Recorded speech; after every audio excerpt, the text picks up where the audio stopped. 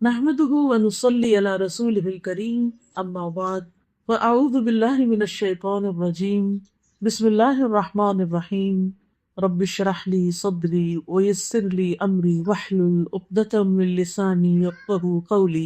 سورة الملک مکی صورت ہے، یعنی مکہ میں نازل ہوئی، 30 آیات ہیں اس کی، اور ترتیب کے لحاظ سے اس کا نمبر 67 ہے۔ سورت طور کے بعد یہ نازل ہوئی ہے، اس کی 30 آیات ہیں۔ سورت ملک کے الملک کے علاوہ بھی نام ہے، سورت تبارک بھی اس کو کہا جاتا ہے، تبارک الذی بیدہ الملک بھی، المانع مانع کیونکہ یہ روکنے والی ہے، منع کرنے والی ہے عذاب قبر سے، منجیہ بھی کہا گیا نجات دینے والی، الواقیہ بھی بچانے والی، المجادلہ جھگڑا کرنے والی، یہ اپنے پڑھنے والے کے حق میں جھگڑا کرے گی اس کو بچانے کے لیے۔ سورت الملک سفارش کرنے والی سورت ہے۔ نبی صلی اللہ علیہ وسلم نے فرمایا، بے شک قرآن میں 30 آیات پر مشتمل ایک ایسی صورت ہے جس نے ایک آدمی کے حق میں سفارش کی حتیٰ کہ اس کو بخش دیا گیا، یعنی اس کو پڑھنے والا ہوگا۔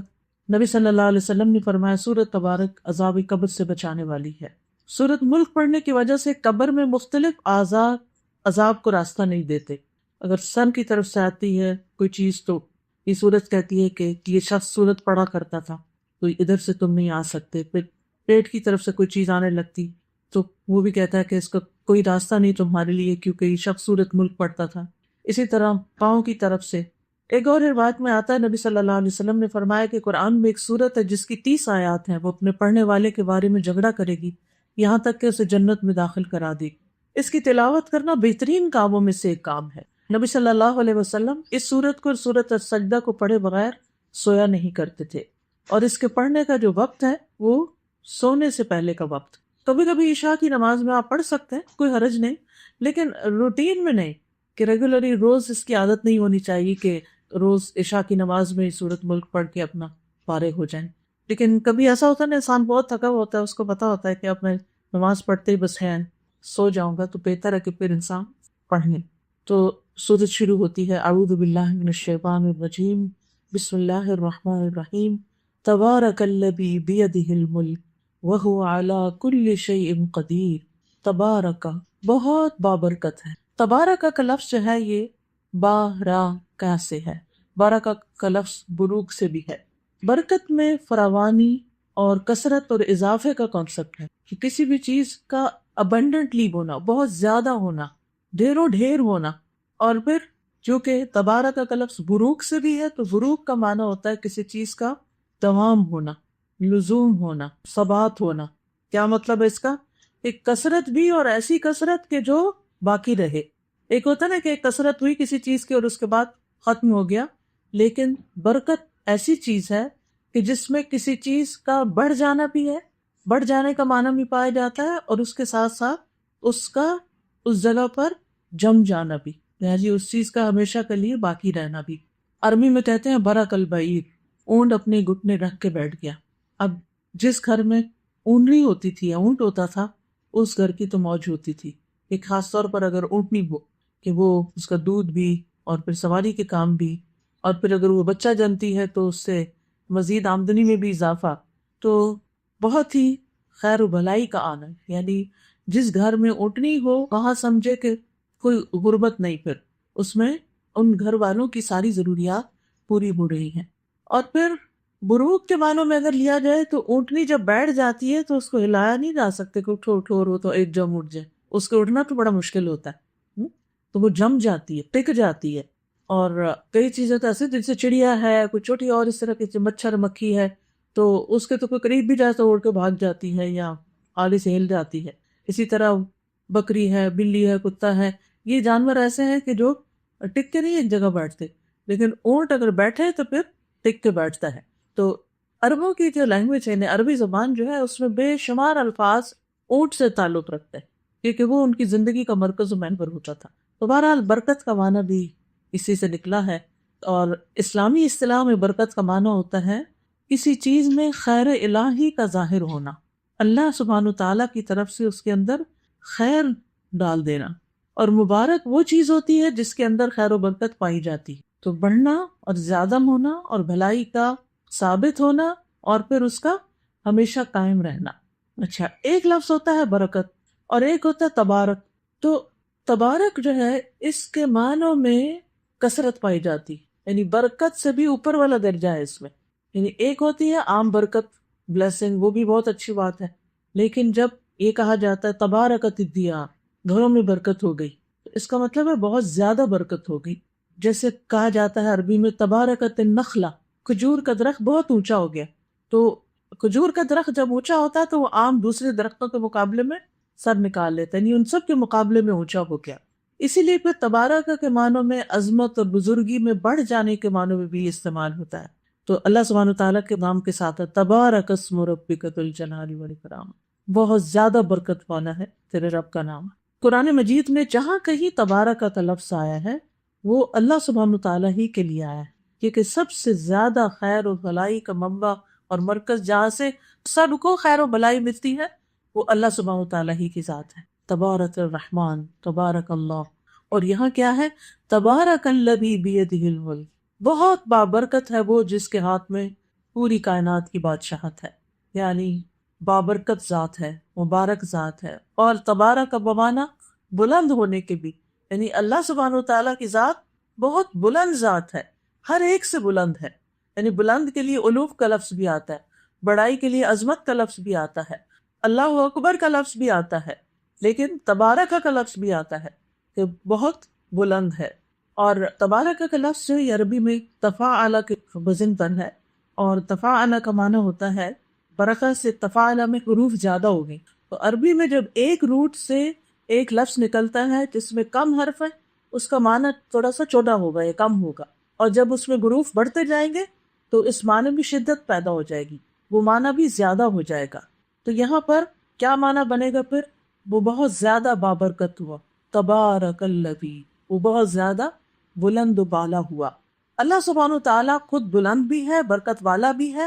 اور یہ بات بھی یاد رہے کہ کسی بھی چیز میں جو بڑھوتری ہوتی ہے، برکت ہوتی ہے، وہ صرف اور صرف اللہ تعالیٰ ڈالتا ہے. یہ کانسیپٹ ہمارے ذہن میں اچھی طرح واضح ہونا چاہیے. ہم انسانوں کو کہہ رہے ہوتے ہیں کہ یو بلیس اس، نہیں، انسان نہیں کسی کو بلیس کر سکتے، یہ اللہ کی ذات ہوتی ہے جو بلیس کرتی. یہ چیز واضح ہونی چاہیے. یعنی اللہ سبحانہ تعالیٰ برکت دینے والا بھی ہے، اور کسی چیز کے اندر اگر برکت ہے تو ڈالنے والا بھی اللہ ہی ہے. جیسے عیسیٰ علیہ السلام نے اپنے بارے میں فرمایا تھا وَجَعَلَنِي مُبَارَكًا أَيْنَمَا كُنتُ، اس نے مجھے مبارک بنایا ہے میں جہاں کہیں بھی ہوں. عیسیٰ علیہ السلام مبارک تھے، ان کے اندر برکت تھی، لیکن وہ ڈالی کس میں؟ اس کا سورس کیا ہے؟ اللہ سبحانہ تعالیٰ. اسی طرح جتنے بھی انبیاء علیہ السلام ہیں اور جتنے بھی نیکی کے کام ہیں یا خیر و بلائی کی چیزیں ہیں، ان سب کے اندر برکت اللہ سبحانہ تعالیٰ کی طرف سے آتی ہے. ان چیزوں کو اللہ تعالیٰ مبارک بنا دیتا ہے اور وہ بندوں کے فائدے کی ہو جاتی ہے. اسی طرح اب ایک سوال یہ پیدا ہوتا ہے کہ کیا بزرگوں سے برکت لی جاتی ہے؟ نہیں، صرف انبیاء علیہ السلام سے لی جا سکتی ہے. جیسے نبی صلی اللہ علیہ وسلم کے بالوں اور برتنوں وغیرہ سے صحابہ کرام برکت حاصل کرتے تھے، اور نبی صلی اللہ علیہ وسلم کی ہر چیز میں برکت ڈالنے والا دراصل اللہ سبحانہ تعالیٰ تھا. لیکن عام بندے جو ہیں، یعنی عام نیک بندے جو ہیں، ہم یہ نہیں کہہ سکتے کہ ان سے میں برکت لے لوں یا اس سے برکت لے لوں. وہ برکت اللہ سبحانہ تعالیٰ ہی پہنچاتا رہتا. اور بخاری میں صحیح حدیث میں آتا ہے کہ البرکۃ من اللہ، کہ برکت اللہ کی طرف سے ہوتی ہے. جیسے آل ابو بکر کے بارے میں فرمایا گیا کہ لقد بارک اللہ للناس فیکم، کہ اے آل ابو بکر تمہیں اللہ تعالیٰ نے لوگوں کے لیے باعث برکت بنا دیا. اچھا، اس سے کیا پتہ چلتا ہے؟ کہ بعض لوگ بابرکت ہوتے ہیں، ان کے اندر برکت ہوتی ہے، وہ ڈالی اللہ میں ہوتی ہے، لیکن وہ کون ہوتے ہیں؟ جن سے دوسروں کو خیر اور بھلائی پہنچتی ہے. یہ یاد رکھیے، جن سے دوسروں کو خیر پہنچتی ہے، بھلائی پہنچتی ہے. اسی لیے شادی کے موقع پر، عید کے موقع پر کوئی حج کرے، ہم کیا دعا دیتے ہیں؟ مبارک ہو، یعنی اللہ سبحانہ تعالیٰ اس میں بہت خیر و برکت ڈالے، اور یہ جو بچہ آپ کو نصیب ہوا ہے یا عید کا دن نصیب ہوا ہے، یہ جو بھی اس میں آپ کی خیر و بلائی میں اضافہ ہو جائے. یعنی یہ کانسیپٹ ہوتا ہے. جب کسی کی شادی ہوتی ہے تو ہم کہتے ہیں بارک اللہ لک، بارک اللہ علیکما، بارک اللہ فیکم. اور یہ دعا جو ہے یہ نظر سے بھی بچاتی. یہ جو نظر لگ جاتی ہے، ہمارے ہاں عام طور پر کانسیپٹ ہے کہ جب نظر سے بچنے کے لیے بس ماشاء اللہ کہہ دینا کافی ہے. ماشاء اللہ کافی نہیں، وہ تو اللہ تعالیٰ کی تعریف ہو گئی. اس بندے کو جس کو اللہ نے کوئی خیر و بلائی دی ہے اس کو دعا دینی چاہیے کہ اللہ تمہیں اس میں برکت دے، یعنی یہ خیر تمہارے اندر باقی رہے۔ ابھی ہم نے دو معنی پڑھے تھے نا، کیا؟ ایک خیر و بلائی کا زیادہ ہونا اور ایک اس کا جان جانا، یعنی اللہ نے کسی کو دوسروں کے مقابلے میں خیر و بلائی زیادہ تو دی، لیکن ایسا نہ ہو کہ نظر بد کی وجہ سے وہ رخصت ہو جائے۔ تو جب برکت کی دعا دیتے ہیں تو اس کا مطلب یہ ہوتا ہے کہ یہ خیر و بلائی برکت اس کے اندر باقی رہے اور اس سے یہ فائدہ اٹھاتا رہے۔ اور ہمیں اپنے گھر میں، مال میں، اولاد میں، ہر چیز میں برکت کی دعا کرنی چاہیے، کیونکہ اللہ جس کو چاہے اس کو برکتیں عطا کر سکتا۔ اسی طرح حدیث سے ہمیں یہ بھی پتہ چلتا ہے البرکۃ ما اکابرکم، برکت تمہارے بڑوں کے ساتھ ہے، یعنی جس گھر میں بڑے بزرگ ہوتے ہیں وہ گھر برکت والے ہوتے ہیں۔ تو اب اس میں یہ ہے کہ بڑوں کے ساتھ کیوں برکت ہے؟ بات یہ ہے کہ بڑے سے مراد صرف عمر میں بڑا ہونا نہیں ہوتا، اس سے مراد علم میں بڑا ہونا بھی ہوتا ہے، تجربے میں بڑا ہونا، عقل سمجھ میں بڑا ہونا۔ تو قدر کی بات ہے، جس کے پاس علم زیادہ ہوگا اس سے دوسروں کو رہنمائی ملے گی، برکت ہو گئی۔ جس کے پاس تجربہ زیادہ ہے، حکمت ہے، عقل ہے، سمجھ ہے، تو اس سے بھی کیا ہوگا؟ دوسروں کو خیر و بھلائی ملے گی۔ تو اس لیے انسان کو ایسے لوگوں کی کمپنی کا حریص ہونا چاہیے۔ پھر اسی طرح کسی کے بارے میں کیا یہ کہہ سکتے ہیں کہ یہ شخص بڑا مبارک ہے؟ ہاں، اگر اس سے انسان کو کوئی فائدہ پہنچتا ہے تو ہم یہ کہہ سکتے ہیں کہ اس کے آنے سے بڑی برکتیں ہوئی ہیں۔ اس کا یہ مطلب نہیں وہ اس نے کچھ پیدا کر دیا ہے، وہ تو اللہ نے اس کو جو نعمتیں دی ہیں اس نے ان نعمتوں سے دوسروں کو فائدہ پہنچایا ہے، جس کی وجہ سے اس کا آنا بیٹھنا وہ بابرکت ہو گیا۔ تو مخلوق میں جب ہم برکت کی بات کرتے ہیں تو وہ ان کے اندر پائی جانے والی خیر ہوتی ہے۔ برکت کیا ہے؟ خیر ہوتی ہے جو اللہ تعالیٰ کسی کو عطا کر دیتے ہیں، اور پھر اللہ تعالیٰ اس خیر کو باقی رکھتے ہیں۔ پھر اسی طرح کچھ جگہ بھی بڑی بابرکت ہوتی ہے، جیسے قرآن مجید میں دو بابرکت جگہوں کا ذکر آیا ہے، وہ یعنی کہ حرم تو اللہ نے بابرکت بنایا، اور اس کے علاوہ مسجد اقصی، اس کے آس پاس کو، سبحان الذی اسریٰ بعبدہ لیلا من المسجد الحرام الی المسجد الاقصی الذی بارکنا حولہ۔ تو اس زمین میں برکتیں ہیں، اس زمین کا اپنا کوئی کمال نہیں ہے، اللہ تعالیٰ اس کو اپنی طرح منسوب کرتے ہیں۔ بارکنا حولہ، ہم نے اس کے اندر برکتیں ڈالی ہیں، اس کے آس پاس کی جگہ پر۔ تو اللہ سبحانہ وتعالیٰ جہاں چاہے، جس بندے میں چاہے برکت ڈال دے، جس گھر میں چاہے برکت ڈال دے، جس کھانے میں چاہے برکت ڈال دے، جس زمین میں چاہے برکت ڈال دے۔ تو اس میں آپ دیکھیے کہ بعض لوگ تھوڑا بھی کھاتے ہیں تو ان کو بہت اچھی طرح لگ جاتا ہے، اللہ ان کے تھوڑے میں برکت ڈال دیتا ہے اور وہی ان کی پوری غذائیت کے لیے کافی ہو جاتا ہے۔ اور بعض لوگ بہت بھی کھاتے ہیں، جب یہ کہتے ہیں نا مال حرام میں برکت نہیں ہوتی، تو اس کا یہ مطلب ہوتا ہے کہ اس سے کوئی خیر نہیں ملتی انسان کو، وہ بہت بھی ہوتے ہوئے اس میں کوئی خوشی نہیں ہوتی، کوئی سکون چین نہیں ہوتا۔ نام میں تو نہیں ہوتی، نام برکت بھی رکھ سکتے ہیں ویسے، کیونکہ اچھے لفظوں سے نام رکھنے میں تو کوئی حرج نہیں۔ عبداللہ بن مبارک بھی نام کا، مبارک یعنی اس کا مطلب کیا ہوتا ہے کہ اللہ ان کے اندر برکت ڈال دے، ان کے اندر خیر و بھلائی ہو۔ تو فرمایا تبارک الذی بیدہ الملک، بہت بابرکت ہے وہ جس کے ہاتھ میں ساری بادشاہت، یعنی حقیقی مالک، حقیقی بادشاہ صرف اور صرف اللہ سبحانہ و تعالیٰ ہی ہے۔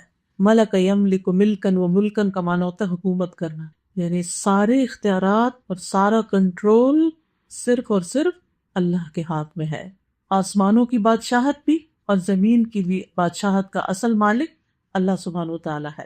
اور ہر چیز کا، ہماری جان، ہمارے مال، ہماری اولاد، ہمارے پاس تو یہ ساری چیزیں کیا ہے؟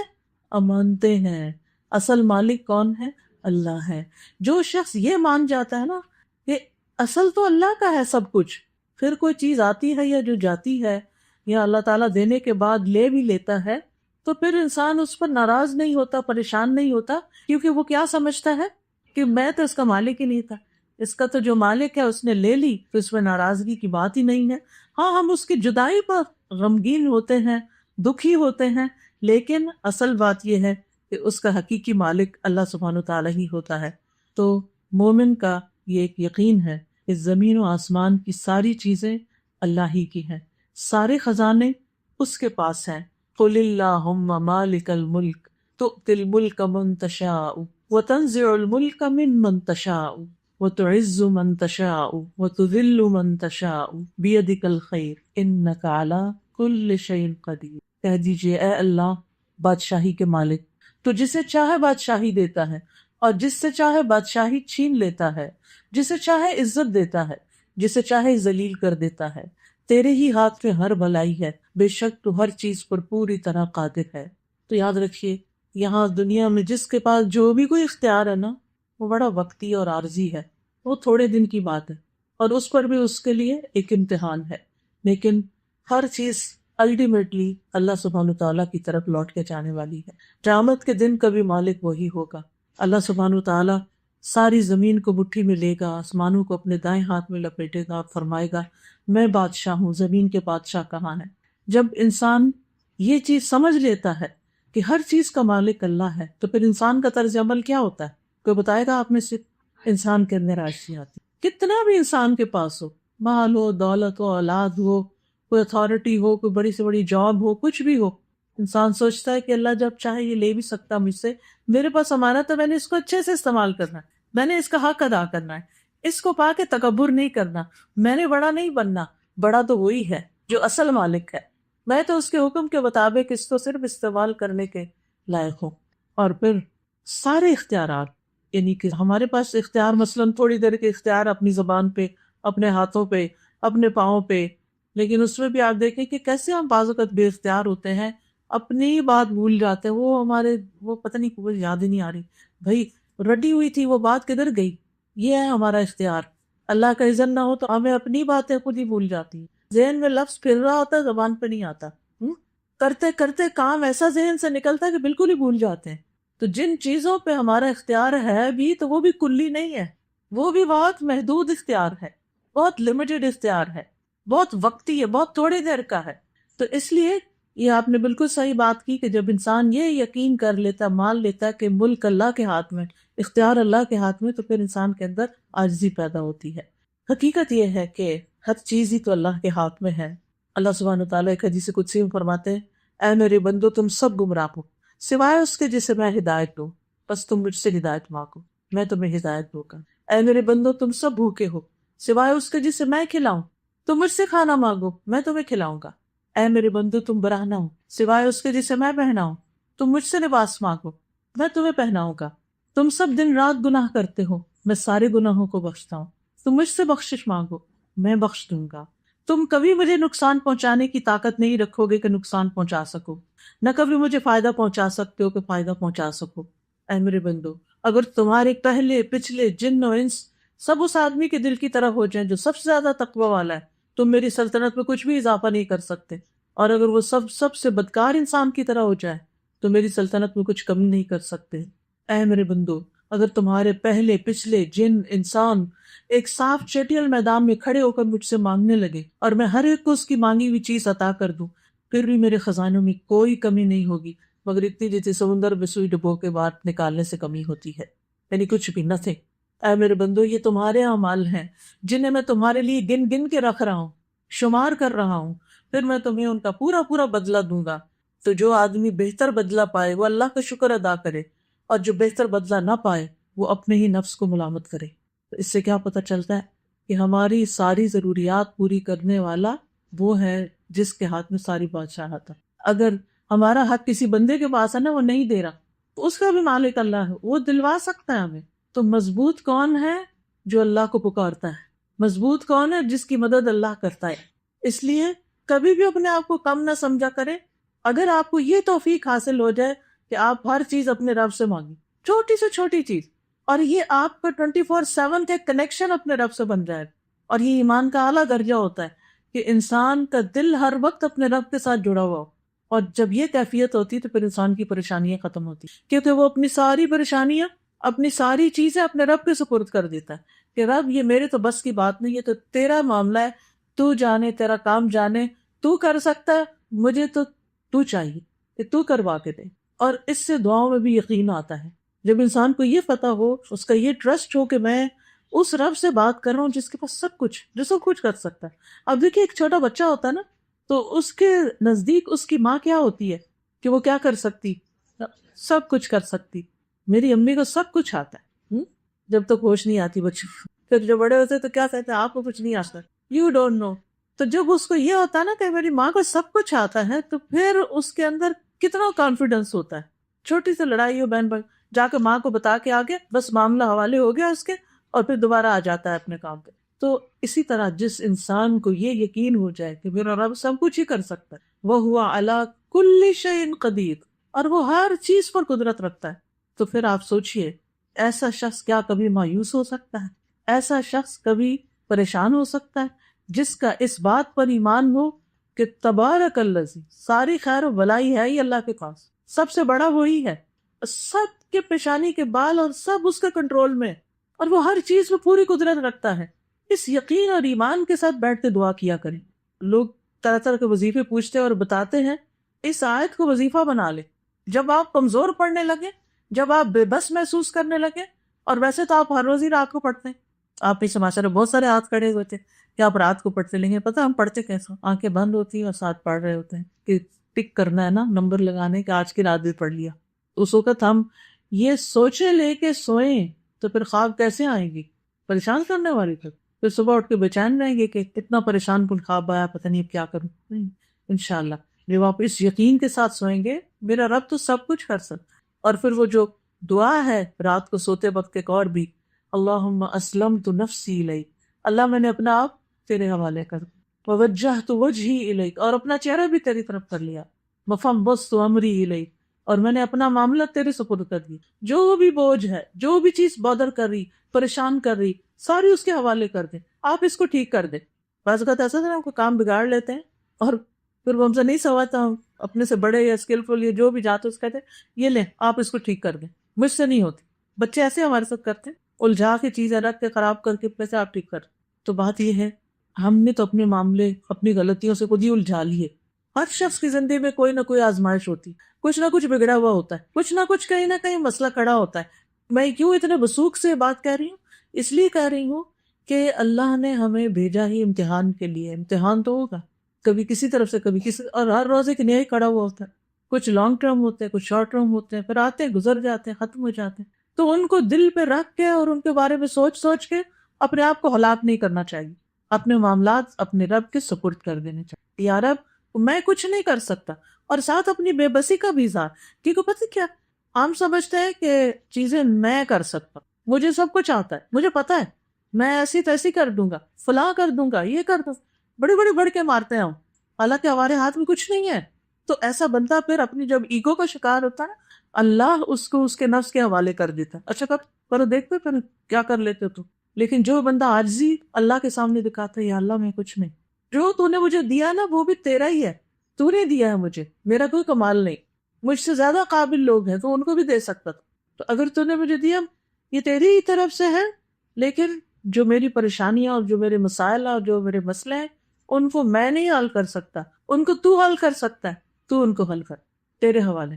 پھر آپ دیکھیں ہلکا ہو کے سوئیں گے، آپ کر کے تو دیکھیں، اپنی عاجزی کا اظہار کریں اور اس کی قدرت کا ذکر کریں۔ دیکھیے اس آیت میں اللہ سبحانہ تعالیٰ کی صفات کا بیان ہے، تبارک الذی، تبارک بھی اللہ تعالیٰ کی صفت ہے کہ برکت والا، بیدہ الملک، اللہ تعالیٰ کے ہاتھ کا ذکر ہوا ہے، ملک بادشاہت کا ذکر ہوا ہے، پھر قدرت کا ذکر ہوا، وَهُوَ عَلَىٰ كُلِّ شَيْءٍ قَدِيرٌ، ٹھیک ہے؟ تو اتنی ساری صفات کو قرآن مجید میں کیا آتا ہے؟ وَلِلَّهِ الْأَسْمَاءُ الْحُسْنَى فَادْعُوهُ بِهَا، اللہ کے ہیں اچھے اچھے نام، تم ان ناموں کے ساتھ اس کو پکارو۔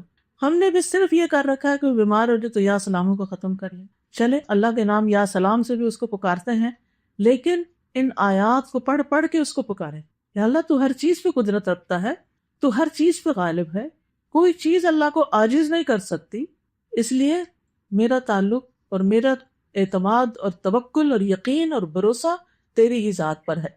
تبارک الذی بیدہ الملک وہو علی کل شیء قدیر الذی خلق الموت والحیاۃ لیبلوکم ایکم احسن عملا، وہ جس نے موت اور زندگی کو بنایا، کیوں بنایا؟ لیبلوکم، تاکہ تمہارا امتحان لے، تمہیں آزما کر دیکھے۔ کس چیز کی آزمائش؟ ایکم احسن عملا، کہ تم میں سب سے اچھے کام کس کے ہیں، سب سے اچھا کون ہے عمل کے اعتبار سے، تو وہ عمل دیکھ رہا ہے۔ وَهُوَ الْعَزِيزُ الْغَفُورُ، اور وہ زبردست بھی ہے اور بخشنے والا بھی ہے۔ تو یاد رکھیے زندگی اور موت کا مالک کون ہے؟ اللہ۔ جس کو چاہتا ہے زندہ کرتا ہے اور جس کو چاہتا ہے موت دے دیتا ہے۔ تو بعض اوقات ہم کہتے ہیں کہ ابھی تو اس کے مرنے کا وقت نہیں تھا، ہمیں زیادہ پتہ ہے یا اللہ کو پتہ ہے کہ کس کے مرنے کا وقت آیا اور کس کا نہیں؟ جس نے زندگی دی وہی موت دینے والا ہے، موت کو تخلیق کرنے والا بھی وہی ہے۔ اور پھر لیبلوکم، تاکہ تمہارا امتحان لے، تمہیں آزمائے۔ کس بات میں آزمائے؟ ایک معنی اس کا یہ کیا گیا کہ عقل کے اعتبار سے تم میں سے کامل کون ہے، یعنی کون اپنی عقل کا بھرپور استعمال کرتا ہے۔ تو ہمارا امتحان کیا ہوا؟ کس چیز کا ہوا؟ ہماری عقل سمجھ کا۔ اس کو تیز کرنے کی ضرورت ہے۔ عقل کیسے تیز ہوتی ہے؟ کوئی بتائے گا؟ عقل کو کیا چیز تیز کرتی؟ علم، علم سے، ٹھیک ہے؟ اس کو چمکاتے جائیں، سیکھتے جائیں۔ مسلمان کو کب تک سیکھنا ہوتا ہے؟ سال 2 سال، مرتے دم تک، قبر تک، آخری دن تک۔ تو اس لیے امتحان کیا ہے کہ ہم میں سے سب سے زیادہ اپنی عقل سمجھ، ایک کامن سینس جو ہے یہ کون استعمال کرتا ہے۔ دوسرا معنی ایکم ازہد فی الدنیا، تم میں دنیا سے سب سے زیادہ بے رغبت ہونے والا کون ہے؟ یعنی ایک امتحان ہمارا یہ ہے کہ کون دنیا میں بہت دل لگا لیتا ہے اور کون بے رغبت ہے۔ دنیا ہماری ضرورت ہے، ہمیں رہنے کے لیے گھر بھی چاہیے، ہمیں سونے کے لیے بیڈ بھی چاہیے، ہمیں پہننے کے لیے کپڑے بھی چاہیے، ہمیں جوتے بھی چاہیے، ہمیں کھانا بھی چاہیے، ہمیں بچے بھی چاہیے، ہمیں جاب بھی چاہیے، یہ سب چیزیں چاہیے۔ لیکن مومن ان چیزوں میں پھنس کے نہیں رہ جاتا، وہ اس کی زندگی کا مقصد نہیں ہوتی، وہ اس کی زندگی کی محبتوں کا مرکز نہیں ہوتی، وہ ان چیزوں کے گرد ہی گھوم کر نہیں رہ جاتا، وہ اللہ سے محبت کرتا ہے سب سے بڑھ کر، اور جن چیزوں سے وہ محبت کرتا ہے وہ اللہ کی خاطر کرتا ہے، تاکہ اللہ کی خاطر ان کو استعمال کر سکے۔ اپنے بچوں کو بھی اللہ کی اطاعت میں لگاتا ہے، اپنے مال کو بھی اللہ کی رضا کمانے کے لیے لگاتا ہے، اپنے جسم کو بھی اللہ کی رضا کے لیے استعمال کرتا ہے۔ تو یہی ہمارا امتحان ہے کہ کون دنیا سے محبت میں کھو جاتا ہے، دنیا کے بھنور میں ہی پھنس جاتا ہے، اور کون اس سے اوپر اٹھ جاتا ہے۔ تیسرا معنی تم میں سے کون اللہ کی حرام کردہ چیزوں سے پرہیز کرنے والا ہے، حرام سے کون کون بچتا ہے۔ یہ امتحان ہے ہمارا۔ ابتلا کیا ہے؟ آزمائش کیا ہے؟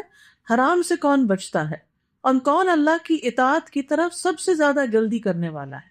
چوتھا معنی ایکم للموت اکثر ذکرن، تم میں سے کون موت کو سب سے زیادہ یاد کرنے والا ہے، اور اس کے لیے سب سے اچھی تیاری کرنے والا کون ہے، اور اس سے ڈر کر بچنے والا اور احتیاط کرنے والا اور تقوی کرنے والا کون ہے۔ نمبر 5، پانچواں معنی اس کا کیا گیا ہے تم میں سے کون سب سے زیادہ اپنی ذات کے عیبوں کو جاننے والا ہے۔ تو ہمارا امتحان کیا ہے کہ ہم نے اپنے آپ کو کتنا پہچانا، اپنی ویکنیسز کو کتنا جانتے ہیں۔ آپ دیکھیے کہ جیسے زمین ہوتی ہے نا، تو اگر اس پر آپ نے کچھ بنانا ہے، گھر وغیرہ یا کچھ، تو اس کی بنیادیں بھی کھودتے ہیں، لیکن اس کے ساتھ ساتھ جس کو پنجابی میں ٹوئے کہتے ہیں، کیا ہوتا ہے وہ گڑھے، وہ گڑھوں کی بھرائی بھی کرتے ہیں نا، تب اس پہ کوئی چیز بنتی۔ تو وہ بھرائی کرنا بڑا ضروری ہوتا ہے۔ ہم میں سے ہر شخص کی شخصیت کے اندر کہیں نہ کہیں گڑھے ہیں، اور ان کو بھرنا بڑا ضروری ہے۔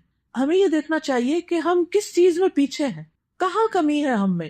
کیا ہم روحانی طور پہ کمزور ہیں، جسمانی طور پہ کمزور ہیں، جذباتی طور پہ کمزور ہیں، علمی اعتبار سے کمزور ہیں؟ ہماری کمزوری کہاں ہے؟ کیا کمزوری ہے؟ اور یہ ایمانداری کے ساتھ سچے دل سے اکیلے بیٹھ کے اپنی غلطیاں آپ ڈھونڈیں، میں کہاں کمی کر رہی ہوں، میرا کون سا ایریا ابھی تک بہت ویک ہے، اس کے پیچھے لگتے ہیں۔ کچھ لوگوں نے تو بڑی اچھی طرح پہچان لی ہے میری تجوید کمزور ہے، تو لگتے ہیں سال سے تجوید پڑھ رہے ہیں کہ میں قرآن صحیح پڑھ لوں۔ بہت اچھی بات ہے، جب انسان کسی چیز کے پیچھے لگ جاتا ہے تو کچھ نہ کچھ ہاتھ آ ہی جاتا ہے۔ کچھ لوگ کہتے ہیں مجھے قرآن کی سمجھ نہیں ہے، میرا یہ ویک ایریا، وہ قرآن سمجھنے کے پیچھے لگ جاتے ہیں۔ کچھ لوگ کہتے ہیں کہ میں نے جو یاد کیا مجھے بھول جاتا ہے۔ آپ کے ساتھ تو نہیں ہوتا ایسا؟ اس کا علاج صرف ریپیٹیشن، بار بار پڑھنا، بار بار دہرانا، بار بار بار بار۔ کچھ لوگوں کا حافظہ اچھا ہوتا ہے، وہ چند دفعہ پڑھ کے پھر پکا بھی کر لیتے ہیں، لیکن کچھ لوگ 10 دفعہ بھی پکا کرے پھر 11ویں دفعہ کچا ہوا پڑا ہوتا ہے، ان کو پھر پکا کرنے کی ضرورت۔ تو ہم میں سے ہر شخص کو اپنی ویکنیسز کا پتہ ہونا چاہیے۔ کچھ لوگ اپنی غصے پہ نہیں کنٹرول کر سکتے، وہ بہت اچھے ہوتے ہیں لیکن غصے کے بڑے تیز ہوتے ہیں، بڑا مسئلہ ہے، اور اس کے لیے علاج سوچنا چاہیے اور اس کمزوری کو دور کرنا چاہیے۔ کچھ لوگ شکوک و شبہات، وہم، منفی سوچوں کا شکار رہتے ہیں ہر وقت۔ تو آپ دیکھیے کہ جس طرح قانون کشش ثقل ہے نا، یعنی گریویٹیشنل پل جو ہے زمین کی، اس کا ایک لا ہے. اسی طرح ایک لا آف اٹریکشن بھی ہے، یعنی آپ جس طرح کی سوچ سوچیں گے نا، اسی طرح کی چیزیں آپ کو اٹریکٹ کریں گے اور آپ ان کو اٹریکٹ کریں گے، وہ پل کر لیں گے آپ. جس چیز کا خوف آپ کے ذہن میں بیٹھ جائے، کسی انسان کا خوف بیٹھ گیا، اس سے ڈرتا کیوں، اس بیچارے کو پتہ بھی نہیں اور آپ ڈرے جا رہے ہیں، تو کیا ہوگا؟ وہ ویسے ہی چیز نظر آنے لگے گی آپ. تو اپنی ویکنیسز کو دیکھیں، تو میں کس چیز سے ڈرتی ہوں، کیا چیز مجھے رلاتی. 20 سال پہلے کسی نے کوئی گالی دی تھی تو وہ ابھی تک نہیں بھول رہی، روز یاد کر کے روتے ہیں اس کو. یہ دس از اے ویکنیس. ہم بری باتیں اپنے دماغ سے کھرچ کے باہر نہیں پھینک سکتے. گھر کی صفائیاں خوب کرنا جانتے ہیں، دل کی صفائی نہیں جانتے، دماغ کی صفائی نہیں جانتے، تو یہ کرنے کی ضرورت ہے. تو ہم میں سے ہر شخص کو اپنی ذات کے عیبوں کو جاننا ہے. یہ سورۃ الملک کا میسج ہے آپ کے لیے، میرے لیے بھی، آپ کے لیے بھی. اور جو ایریا ویک ہو اس کو اسٹرانگ کر، تاکہ مرنے سے پہلے والے تیاری کر لیں نا، مر کے اللہ کے حضور حاضر ہونا، تیاری کر لیں. آپ دیکھیں جب ہم گھر سے نکلنے لگتے ہیں تو اپنے کپڑوں کے عیب کو، اپنے چہرے کے، اپنے ان سب چیزوں کو دور کر لیتے ہیں. جو ویک ایریاز ہوتے ہیں ہمارے، ان کو ٹھیک کرتے ہیں تاکہ ہم پریزنٹیبل ہوں. تو ایک دن اللہ سے بھی تو ملاقات کرنی ہے نا، وہاں بھی تو پریزنٹیبل ہونا چاہیے نا ہمیں.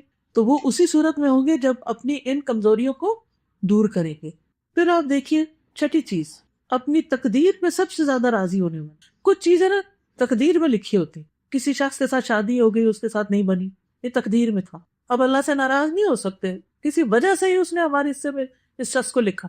کوئی اولاد ایسی ہو گئی کہ جو ہمارے لیے سردردی بن گئی، تو اب ہم ہر وقت اپنے آپ کو کوستے رہتے، میرے ہی پلے ایسی اولاد کیوں پڑ گئی، میں ہی کیوں. پھر کمپیریزن بھی کرتے رہتے ہیں دوسروں سے.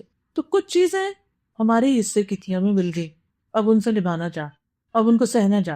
اور جو سہ جاتا ہے وہ رہ جاتا ہے. پھر انسان کم از کم گزارا کر لیتا ہے، ورنہ تو انسان اپنے آپ کو ہی ہلاک کر ڈالتا ہے. تو تقدیر پر راضی، کوئی فوت ہو گیا، کوئی مال چلا گیا، کوئی جان میں نقصان ہو گیا، کوئی بیماری آ گئی، کوئی جاب چلی گئی، کچھ ہو گیا، کیا تقدیر میں تھا، ایسا ہونا تھا، اس میں بھی خیر ہو.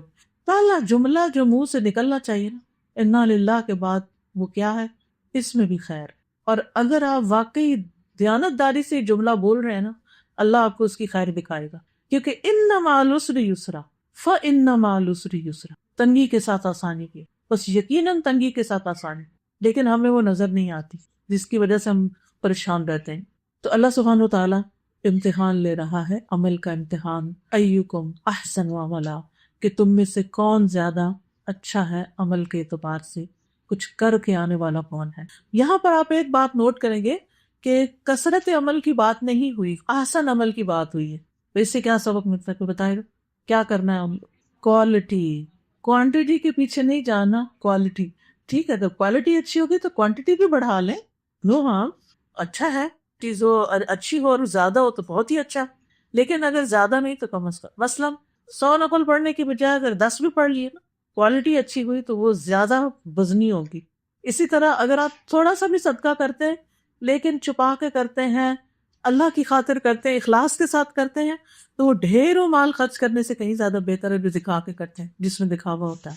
تو کوئی بھی چیز احسن عمل، ایکم احسن عملا. ابن قیم رحمہ اللہ اپنی کتاب المنار المنیف میں کہتے ہیں، احسن عمل زیادہ خالص اور زیادہ درست ہوتا ہے. یہ ایسا عمل ہوتا ہے جو اللہ کی رضا اور اس کی محبت کے موافق ہوتا ہے. احسن عمل کون سا ہے؟ جو اللہ کو محبوب ہے. وہ عمل احسن نہیں ہوتا جو اس سے خالی ہو، اگرچہ بہت زیادہ ہو. تو اللہ سبحانہ وتعالیٰ چاہتا یہ ہے کہ اس کی عبادت ایسے عمل کے ساتھ کی جائے جو اس کے لیے زیادہ رضا کا باعث ہو، چاہے تھوڑا ہی ہو. نہ کہ ایسا عمل جو ہو تو زیادہ لیکن اللہ کو راضی نہ کرے. تو اپنے آپ کو بہت نہ تھکائیں کہ 10 چیزوں میں ہاتھ ڈال لیں اور ایک میں بھی کوالٹی نہ ہو. کوالٹی احسان کے درجے پہ عمل. آپ دیکھیں ہمیں دنیا کی چیزوں میں سے بھی زیادہ اچھی کون سی لگتی، جو زیادہ خوبصورت ہوتی، جن کی کوالٹی اچھی ہوتی. بعض اوقات آپ جاتے ہیں نا کچھ خریدنے، ساکس کا ایک پیئر ہی لینا ہوتا ہے، ایک سستا مل رہا ہوتا ہے، اسی قیمت میں 3 مل رہے ہوتا ہے، اور ایک میں ایک مل رہا ہوتا ہے، تو آپ کہتے ہیں یہ ایک بہتر ہے، اس کی کوالٹی اچھی ہے. آپ اس وقت اس میں نہیں جاتا کہ 3 مل جائیں گے، نہیں، وہ ردی تھوڑے دن میں بیکار ہو جائیں گے تو فائدہ کیا. تو کوالٹی، دنیا میں بھی ہم ہر چیز کے اندر کوالٹی دیکھتے ہیں، تو عمل میں بھی کوالٹی. ابھی چند کی ورڈز ہیں جب سورۃ الملک پڑھیں، برکت، ملک، قدرت، آسان عمل، امتحان، یہ چھوٹی چھوٹی چیزیں، اور اس میں اپنے آپ کو جائزہ لیتے جائیں تو انشاءاللہ قرآن پہ غور و فکر بھی ہوتا جائے گا اور ریمائنڈر بھی ملتے جائیں گے خود کو. پھر وہ کہتے ہیں کہ پس کثرت والے عمل سے زیادہ اللہ کو دوسرا عمل راضی کرتا ہے. یہی وجہ ہے کہ دونوں عمل صورت میں تو ایک جیسے ہوتے ہیں، جبکہ ان دونوں کے درمیان بلکہ ان میں سے کم عمل اور زیادہ عمل کے درمیان فضیلت میں بہت فرق ہے. وہ فرق زمین و آسمان سے بھی زیادہ بڑا ہے. یعنی جو عمل قبول ہو جائے تھوڑا سا بھی، بہت بڑا ہو گیا. کیونکہ آپ دیکھیے کہ جب ایک انسان ایک کھجور بھی اللہ کے راستے میں اخلاص کے ساتھ دیتا ہے، اللہ سبحانہ وتعالیٰ اس کو اپنے دائیں ہاتھ سے وصول کرتے ہیں اور پھر اس کو بڑھانا شروع کر دیں. جیسے تم میں سے کوئی اپنے پچیرے کو، گھوڑے کے بچے کو پالتا ہے، حتیٰ کہ ایک لقمہ کتنا بن جاتا ہے. سنا میں نے، یہ حدیث سنی ہوئی ہے، احد پہاڑ جتنا ہو جاتا ہے ایک لقمہ. لیکن وہ دیا آپ نے اتنے اخلاص کے ساتھ. بعض اوقات ہوتا ہے نا، دکھاوے کے لیے ڈھیر بنا لیتے ہیں. اللہ کو راضی کرنا مقصود نہیں ہوتا، اپنی شان دکھانی مقصود ہوتی ہے. لیکن دوسری طرف ایک مٹھی بھر کھجوریں بھی اتنی قبول کی جاتی ہے کہ پورے مال کے اوپر رکھ دیا جاتا. تو ہر چیز کے اندر خوبصورتی لانی ہے، اور خوبصورتی آتی ہے اچھی نیت کے ساتھ اور نبی صلی اللہ علیہ وسلم کے طریقے پر عمل کرتے ہوئے. حدیث جبریل میں آتا ہے، احسان یہ ہے کہ تم اللہ کی عبادت اس طرح کرو گویا تم اللہ کو دیکھ رہے ہو. پھر اگر یہ یقین نہ حاصل ہو تو کیسے؟ کیا سوچو کہ وہ تم کو دیکھ رہا ہے. تو احسن عمل جو ہے اس میں ایک تو اخلاص ہوتا ہے، دوسرا شریعت کے مطابق ہوتا ہے. اسی طرح احسن عمل والے لوگ کون ہیں، کن کے عمل اچھے ہیں؟ رسول اللہ صلی اللہ علیہ وسلم نے فرمایا، کیا میں تمہیں یہ نہ بتاؤں کہ تم میں سے بہتر کون ہے؟ ہر شخص کو یہ شوق ہوتا ہے نا کہ میں دوسروں سے اچھا ہوں. فرمایا تم میں سے سب سے اچھا کون ہے؟ عرض کیا گیا جی ہاں یا رسول اللہ. آپ نے فرمایا تم میں سے سب سے بہتر لوگ وہ ہیں جن کی عمر طویل ہو، عمر لمبی ہو، اور وہ تم میں عمل کے اعتبار سے احسن ہو، اچھے کاموں میں زندگی گزری ہو. تو اسی طرح ہر چیز کو اچھی طرح کرنا ضروری ہے. حتیٰ کہ جانور ذبح کیا جائے تو اس کو بھی راحت پہنچائی جائے، وہ بھی طریقہ پراپر سیکھ کے، اور اس کے سامنے چھری کو نہ تیز کیا جائے نبی صلی اللہ علیہ وسلم کے حکم کے مطابق. اسی طرح آپ صلی اللہ علیہ وسلم نے فرمایا تم میں سے کوئی شخص جب اپنے اسلام کو حسن بنا لے تو ہر نیک کام جو وہ کرتا ہے اس کے عوض 10 سے لے کر 700 گنا تک نیکیاں لکھی جاتی، اور ہر برا کام جو کرتا ہے وہ ایک ہی برائی لکھی جاتی. تو اب ہم دیکھیں 10 تو منیمم ہے جو ہر ایک کو مل جائیں گی، لیکن 10 سے آگے 20 کس کو ملنی ہے، 30 کس کو، 100 کس کو، 700 کس کو، وہ ڈیپینڈ کرتا ہے کہ کس کے کام کی کوالٹی کیسی ہے. اب ظاہر ہے جو لوگ اچھی طرح تجوید سے قرآن پڑھتے ہیں خوبصورت طریقے سے، obviously ان کا اجر زیادہ ہے. جو سمجھ کے پڑھتے ہیں ان کا اجر اور بھی زیادہ ہے. جب اس کو حفظ کر لیتے ہیں ان کا اجر اور بھی زیادہ ہے، اور بہت عمدہ طریقے سے اس کو پھر یاد بھی رکھتے ہیں. تو بہت ضروری ہے کہ کوئی بھی چیز ہو، چاہے قرآن کا پڑھنا پڑھانا ہو یا کوئی گھر کا کام ہو، ہر چیز کے اندر ایک خوبصورتی لائی جائے. وَهُوَ الْعَزِيزُ الْغَفُورُ، اور وہ زبردست ہے، بخشنے والا ہے. العزیز کا ایک معنی ہوتا ہے زبردست، ایک معنی ہوتا ہے سب پر غالب، یعنی سب اس کے کنٹرول میں ہے. اب اس میں آپ دیکھتے ہیں اللہ کی کیسی کیسی کوالٹیز بیان ہو رہی ہیں کہ جس سے یہ پتہ چلتا ہے کہ ہر چیز اسی کے پاس ہے. قوت، شدت، غلبہ، عزت، مرتبہ، شان. پھر یہ کہ وہ محفوظ ہے، کوئی چیز اس کو نقصان نہیں دے سکتی، تمام مخلوقات پر غالب ہے. لیکن اس کے ساتھ ساتھ الغفور بھی ہے. یہ ہے ہمارا پیارا رب. بندوں میں آپ دیکھیں، جس بندے کو کوئی عزت مل جائے، قوت مل جائے، کوئی پاور، اختیار، اتھارٹی مل جائے، اور اس کی جناب میں کوئی غلطی کر جائے تو اس کا حال کیا ہوتا ہے؟ کیا کرتا ہے وہ؟ معاف کر دیتا ہے. جی بالکل. لیکن کیا زبردست کمبینیشن ہے نا، کہ ایک طرف اس کے اندر اتنی پاورفل کوالٹیز ہیں اور دوسری طرف وہ معاف کرنے والا. کتنا پیارا ہمارا رب کہ سب کچھ اس کے کنٹرول میں ہے. وہ چاہے تو اڑا کے رکھ دے، ایک لمحے میں ہمیں زیرو کر کے رکھ دے، سب کچھ کر سکتا ہے. اس کے باوجود وہ ہمیں معاف کرتا چلا جاتا ہے، کرتا ہی چلا جاتا ہے، کرتا ہی چلا جاتا ہے. الغفور، اپنے بندوں کے گناہوں اور عیبوں پہ پردہ ڈالنے والے. ہم میں سے کون ہے جو دعویٰ کرے کہ میں نے کبھی کوئی گناہ نہیں کیا، میری غلطی کوئی نہیں؟ ہم سب گناہ گار ہیں، ہم سب سے غلطیاں ہوتی ہیں، ہم سب سے کوتاہیاں ہوتی ہیں. لیکن اللہ تعالیٰ نے ہمارے عیبوں کو چھپایا ہوا، اسی لیے لوگ ایک دوسرے سے محبت کرتے ہیں. اگر ہمارے سارے عیب ظاہر ہو جائیں تو کوئی ہماری شکل دیکھنا پسند نہ کرے. لیکن اللہ سبحانہ وتعالیٰ سب کچھ دیکھتے ہوئے، صرف ظاہر نہیں، اندر کا دل کا حال بھی، ہماری سوچوں کو، ہماری نیتوں کو، ان سب کو بھی دیکھتے ہوئے پھر ہمیں معاف کرتا رہتا ہے اور ہمارے اوپر پردہ ڈالتا رہتا ہے. اور الغفور فعول کے وزن پر مسلسل درگزر کرتا ہے، ہر آن ہر لمحہ درگزر کر رہا ہے، تبھی تو جی رہے ہیں، ورنہ تو در لیے جاتے. اور پھر خصوصاً گناہ گاروں کے لیے غفور. یعنی جو گناہ کر لے اس کو معاف کرنے والا ہے، اور گناہ جو آسمان کے کناروں تک بھی پہنچ جائے، اتنا بڑا بھی کوئی گناہ گار ہو، لیکن اگر وہ معافی چاہتا ہے تو اللہ تعالیٰ اس کو معاف کر دیتا ہے۔ اگر اس کے آگوں سے دنیا بھری ہوئی ہو، لیکن اللہ چاہے تو ان سب کو پردے میں ڈال دے، چھپا دے۔ وہ چاہے تو انتقام لے، لیکن وہ انتقام نہیں لیتا بلکہ معاف کرنے کو پسند کرتا ہے۔ اسی لیے ہم یہ دعا پڑھتے ہیں نا، اللہم انک عفو تحب العفو فاعف عنی۔ اللہ سے معاف کرنے کو پسند، آپ بہت زیادہ معاف کرنے والے، معاف کرنے سے محبت رکھتے ہیں۔ سبحان اللہ۔ ہمارے جملے کیا ہوتے ہیں؟ ہم میں سے ہر ایک نے کبھی نہ کبھی تو یہ کہا ہی ہوگا کہ اس کو تو میں کبھی معاف نہیں کروں۔ ہماری ہستی اور مجال بھی کیا ہے، لیکن اللہ سبحانہ و تعالیٰ سب کچھ اس کے پاس ہے، پھر بھی وہ معاف کرنے سے محبت رکھتا ہے۔ تحب العفو، ہمارے پاس ہے بھی کچھ نہیں پھر بھی اتنی اکڑ، اور جس کے پاس سب کچھ ہے اس کو معاف کرنا پسند ہے۔ سبحان اللہ۔ پھر ایسے رب سے انسان کیوں دور ہو؟ اور پھر اللہ سبحانہ وتعالیٰ صرف دنیا میں ہی نہیں ڈھانک رہا، آخرت میں بھی ڈھانپے گا۔ حدیث میں آتا ہے کہ بے شک اللہ تعالیٰ مومن کو اپنے قریب کریں گے قیامت کے دن، اس پر اپنی چادر ڈال کر اسے لوگوں کی نگاہوں سے چھپا لیں گے، پھر فرمائیں گے کیا تجھے فلاں گناہ یاد ہے، فلاں گناہ یاد ہے؟ تو وہ کہے گا جی ہاں میرے رب۔ یہاں تک کہ جب سارے گناہوں کا انسان اقرار کر لے گا اور اپنے دل میں یہ سوچ لے گا کہ اب تو میں ہلاک ہو گیا، اتنے میرے گناہ۔ دنیا میں تو ہم گناہ کو گناہ بھی نہیں مانتے، غلطی کر کے پھر کہتے میں نے کیا قصور کیا، میری کیا غلطی ہے۔ تمہارا حال یہاں تو یہ ہے، لیکن وہاں تو سب کچھ دکھا دیا جائے گا۔ فَمَن يَعْمَلْ مِثْقَالَ ذَرَّةٍ شَرًّا يَرَهُ، جو شر کا ذرہ بھی کرے گا وہ بھی دیکھ لے گا، تو انسان سمجھے گا اب تو میں گیا، میرے تو ہلاکت ہونے لگی ہے۔ تو اللہ تعالیٰ اس سے فرمائے کہ میں نے دنیا میں تیری پردہ پوشی کی، دنیا میں تیرے عیب ڈھانکے تھے، آج میں تیری بخشش کرتا ہوں۔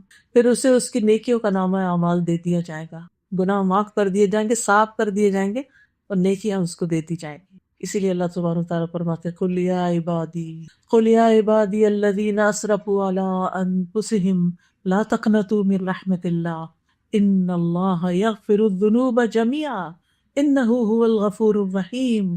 کہہ دیجیے اے میرے بندو جنہوں نے اپنی جانوں پہ زیادتی کی ہے، اللہ کی رحمت سے نا امید نہ ہو، بے شک اللہ سب کے سب گناہ بخش دیتا ہے، بے شک وہی تو بے حد بخشنے والا نہایت رحم کرنے والا ہے۔ لیکن جب تک انسان زندہ ہے، جب تک یہ وعدہ ہے، مرنے کے بعد پھر کچھ نہیں کر سکتا ہے اللہ یہ کہ دوسرے لوگ دعا کریں اور اللہ اس کو سن لے۔ اللہ سبحانہ وتعالیٰ کے لیے کچھ مشکل نہیں، جتنے چاہے گناہ ہو اللہ تعالیٰ سب کو معاف کر سکتا ہے۔ الذی خلق سبع سماوات، اب اللہ سبحانہ وتعالیٰ کی قدرت اور پاور کی اور بات کی جا رہی، وہ رب ہے جس نے 7 آسمان بنائے۔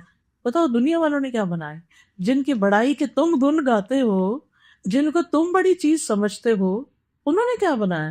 یہ چند عمارتیں بنا لی تو تم مروب ہو رہے، جہاز بنا لیے تو اس سے مروب ہو رہے۔ انسان اپنی ڈسکوریز پر پراؤڈ فیل کرتا ہے، لیکن وہ اپنے رب کو بھول جاتا ہے جس میں 7 آسمان تخلیق کیے۔ پھر اللہ کی قدرت اور طاقت کا ذکر ہے، اور یہ 7 آسمان پراپرلی 7 آسمان، یہ 7 ایٹماسفیئر لیئرز نہیں ہے کوئی، یہ آسمان ہیں جن پر نبی صلی اللہ علیہ وسلم نے معراج کے موقع پر دیکھا تھا، ان کو مختلف انبیاء کو مختلف آسمانوں پر۔ الذی خلق 7 سماوات طباقا، ایک کے اوپر ایک ہے۔ ما تری فی خلق الرحمن من تفاوت، تم رحمان کی تخلیق میں کسی قسم کا کوئی تفاوت نہیں دیکھو گی، کوئی ڈسکریپنسی نہیں دیکھو گے۔ فرجع البصر، پھر نگاہ دوبارہ دیکھ لو، بے شک پھر دیکھو۔ ہل تری من فطور، کیا کوئی رخنا، کوئی درس، کوئی دراڑ نظر آئی؟ اگر اپنی چھت کو اگر ہم غور سے دیکھنے لگے، جو کہ اکثر ہم دیکھتے ہی ہیں نا، جب لیٹتے ہیں کہیں نہ کہیں کچھ نہ کچھ دکھ رہا ہوتا ہے، یہ ٹھیک نہیں، اور روز دیکھتے یہ ٹھیک نہیں، کرتے کچھ نہیں لیکن دیکھتے ضرور ہیں، اور سارا اچھا اچھا چھوڑ کے اسی کے اوپر نظر ہوتی، یہاں سے خراب ہو گیا۔ لیکن اللہ سبحانہ وتعالیٰ چیلنج کرتے ہیں کہ دیکھو آسمان کو، وہاں تمہیں کچھ بھی خرابی نظر نہیں آئے گی۔ فطور، کوئی فطور کے 4 معنی کیے گئے ہیں۔ پہلا یہ کہ تمہیں کوئی کٹی ہوئی جگہ نظر نہیں آئے گی، تمہیں کوئی خلل نظر نہیں آئے گا، کچھ پھٹا ہوا نہیں ہوگا، کوئی کمزوری نظر نہیں آئے گی۔ اس سے کیا بات پتہ چلتی ہے؟ اللہ سبحانہ تعالیٰ کی طاقت اور عظمت اور حکمت اور اس کی کمال کا پتہ چلتا ہے کہ اس کے ہر کام کے اندر پرفیکشن ہے۔ ہم پرفیکشن انسانوں میں تلاش کرتے ہیں اور پھر کہتے ہیں اس نے یہ کر دیا، اس نے وہ کر دیا، اس لیے میں دین سے دور جا رہی ہوں، فلاں چکے اس کا اخلاق اچھا نہیں تو میں بھی اب مسجد نہیں آ رہی، فلاں شخص جو ہے وہ اس نے یہ دھوکہ دیا تو اب میرے دین کی طرف نہیں آنا۔ اکثر تو ہی عذر لنگ بیان کر رہے ہوتے ہیں نا لوگ لوگوں کے رویے کی وجہ سے۔ لوگوں کو مت دیکھو، دین لوگوں کا نہیں ہے، دین اللہ کا ہے، دین آسمان اور زمین والے کا ہے، اس کی تخلیق میں کوئی خلل نہیں ہے، وہاں کوئی نقص نکال کے دیکھو، وہاں کوئی نقص نہیں ہے، تو اس لیے اللہ سے دور نہ جاؤ، فَفِرُّوا إِلَى اللَّهِ، اللہ کی طرف دوڑو، اللہ سے نہیں دوڑو، اللہ کی طرف چلو۔ پھر اللہ سبحانہ وتعالیٰ اپنی تخلیق کے اور نمونے بتاتا ہے، وَلَقَدْ زَيَّنَّا السَّمَاءَ الدُّنْيَا بِمَصَابِيحَ، ہم نے آسمان دنیا کو ستاروں سے، چراغوں سے آراستہ کیا ہے، وَجَعَلْنَاهَا رُجُومًا لِلشَّيَاطِينِ، اور ہم نے انہیں شیاطین کو مار بگانے کا ذریعہ بنایا ہے، وَأَعْتَدْنَا لَهُمْ عَذَابَ السَّعِيرِ، اور ہم نے ان کے لیے بھڑکتی آگ کا عذاب تیار کر رکھا ہے۔ حقیقت یہ کہ ستارے بھی اللہ کی نشانیوں میں سے ایک بہت بڑی نشانی ہے۔ انسانوں نے ان کے بارے میں جتنی بھی اسٹڈیز کی ہیں، لیکن ان کی پوری حقیقت کا علم نہیں، کیونکہ ستاروں تک انسان پہنچ جو نہیں سکا۔ یہاں ستاروں کے کام بھی بتا دیے گئے، لیکن سب سے بڑی بات یہ کہ اللہ سبحانہ وتعالیٰ نے ہمارے لیے جو خوبصورت آسمان سجایا ہے، دن کو دیکھے تو بادل ہیں، رنگ شفق کے رنگ ہیں، خود آسمان کا اپنا رنگ ہے، یہ سب کچھ، یہ جو پیچھے احسان کی بات ہوئی نا، اور یہاں اللہ سبحانہ وتعالیٰ کے کاموں میں احسان، تو اس کو دونوں کو ریلیٹ کریں۔ اللہ سبحانہ وتعالیٰ کی چیزوں میں کبھی رکھنا نظر نہیں آتا، خوبصورتی نظر آئے گی، تم اپنے عمل دیکھو کیسے کرو، ان میں بھی خوبصورتی لاؤ۔ ان اللہ جمیل یحب الجمال، اللہ خوبصورت ہے، خوبصورتی کو، جمال کو پسند کرتا ہے، تو اس لیے بہت ضروری ہے کہ ہم قرآن جب پڑھیں تو دیکھتے جائیں کہ ہمارا رب، یعنی رب کی پہچان قرآن کے بغیر نہیں ہوتی۔ اگر رب کو پہچاننے تو قرآن میں غور و فکر چاہیے، اور جتنا جتنا ہمیں اللہ تعالیٰ کی صفات کا پتہ چلتا جاتا ہے، اتنی اتنی اس سے محبت ہوتی جاتی، اتنا پھر اس کی عبادت میں لذت آتی، اتنا انسان اس کو یاد کرتا ہے، اور جتنا اس کو یاد کرتا ہے پھر دنیا کے غم بھولتے چلے جاتے، اور اگر اللہ سے تعلق ٹھیک نہ ہو تو کوئی چیز ٹھیک نہیں ہوتی۔ اس لیے بہت ضروری ہے کہ ہم اللہ تعالیٰ کو پہچانیں۔ پھر فرمایا وَلِلَّذِينَ كَفَرُوا بِرَبِّهِمْ عَذَابُ جَهَنَّمَ وَبِئْسَ الْمَصِيرُ، اور ان لوگوں کے لیے جنہوں نے کفر کیا، اپنے رب کا انکار کیا، ان کے لیے جہنم کا عذاب ہے، وہ بڑا برا ٹھکانہ ہے۔ اس آیت کو پڑھ کے دل کانپتا ہے۔ آج کتنے ہی مسلمان گھرانوں کے بچے ہیں جو اپنے رب کا انکار کر رہے ہیں، کتنا بھیانک انجام، یہ تو کھیل نہیں ہے۔ الَّذِينَ كَفَرُوا بِرَبِّهِمْ عَذَابُ جَهَنَّمَ وَبِئْسَ الْمَصِيرُ إِذَا أُلْقُوا فِيهَا سَمِعُوا لَهَا شَهِيقًا وَهِيَ تَفُورُ، جب وہ اس میں ڈالے جائیں گے تو وہ اس کے دھڑنے کی آواز سنیں گی اور وہ جوش مار رہی ہوگی، یعنی شہیق کا مطلب ہوتا ہے گدھے کی آوازوں کی طرح چنہاڑنے والی آواز، یعنی جہنم میں آگ جلنے کی جو آواز ہے وہ بھی بڑی خوفناک ہوگی، بہت تکلیف دہ ہوگی۔ اور پھر تکاد تمیز من الغیظ، قریب ہے کہ غصے سے پھٹ پڑے۔ دنیا میں جو لوگ غصے سے پھٹ پڑتے ہیں ان کا علاج یہاں رکھا گیا، پھٹ پڑنا، جیسا عمل ویسی جزا، بلا وجہ کسی کے اوپر برس پڑنا، ظلم کرنا، زیادتی کرنا، اس کا انجام یہاں رکھا گیا۔ رب کا انکار، رب کی باتوں کا انکار، یہ جوک نہیں ہے، یہ معمولی باتیں نہیں ہیں، یہ بہت سیریس کرائم ہے، اور اس سیریس کرائم کے لیے کوئی دنیا کی جیل نہیں بھی تو آخرت کی جہنم سے ڈرنے کی ضرورت ہے۔ تکاد تمیز من الغیظ کلما القی فیہا فوج، جب کبھی اس میں گروہ ڈالا جائے، کثرت سے گروہ میں فوج ڈالی جائے، فوج میں دو چار لوگ تھوڑی ہوتے ہیں، سینکڑوں ہزاروں ہوتے ہیں۔ سألہم خزنتہا، جہنم کے جو باڈی گارڈ ہوں گے وہ کہیں گے الم یأتکم نذیر، تمہارے پاس کوئی ڈرانے والا نہیں آیا تھا؟ آج ہم کہتے نہیں بچوں کو مت ڈراؤ، بچوں کو خوف زدہ نہیں کرو، نہیں ڈراؤ، لیکن ان کو یہ تو بتاؤ کہ اللہ کے انکار کا انجام کیا، شاید ان کے دل پہ تو بات اثر کر جائے۔ تو جہنم کے داروغ کہیں گے تمہیں کسی نے کچھ نہیں بتایا تھا؟ تو کتنی ضرورت ہے ان چیزوں کے ریمائنڈر کی۔ فاعترفوا بذنبہم، وہ اپنے گناہوں کا اعتراف کر لیں گے کہ ہماری غلطی تھی۔ فسحقا لاصحاب السعیر، تو لعنت ہے بھڑکتی ہوئی آگ کے ساتھیوں پر۔ اس کے برعکس ان الذین یخشون ربہم، بے شک وہ لوگ جو اپنے رب سے غائبانہ طور پر ڈرتے ہیں، رب کو دیکھا نہیں لیکن پھر بھی رب سے ڈرتے ہیں، اس کی نشانیوں کو دیکھ کر اس کی عظمت کا احساس رکھتے ہوئے اس سے عاجزی اختیار کرتے ہیں۔ لہم مغفرۃ واجر کبیر، ان کے لیے بخشش بھی ہے اور بہت بڑا اجر بھی ہے، یعنی غائبانہ ڈرنے والوں کے لیے مغفرت اور اجر ہے۔ غائبانہ کون ڈرتے ہیں؟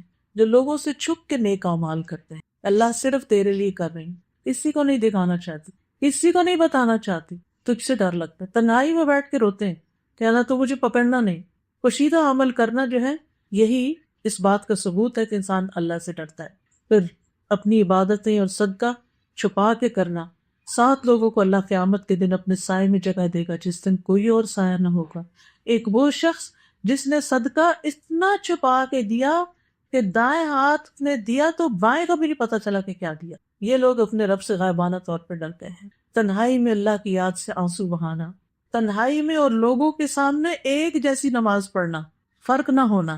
یہ نہیں کہ کوئی دیکھ رہا ہو تو سیدھے ہو کے کھڑے ہو گئے اور ویسے ڈھیلے ڈھالے، نہیں، اللہ سے نہیں ڈرتا۔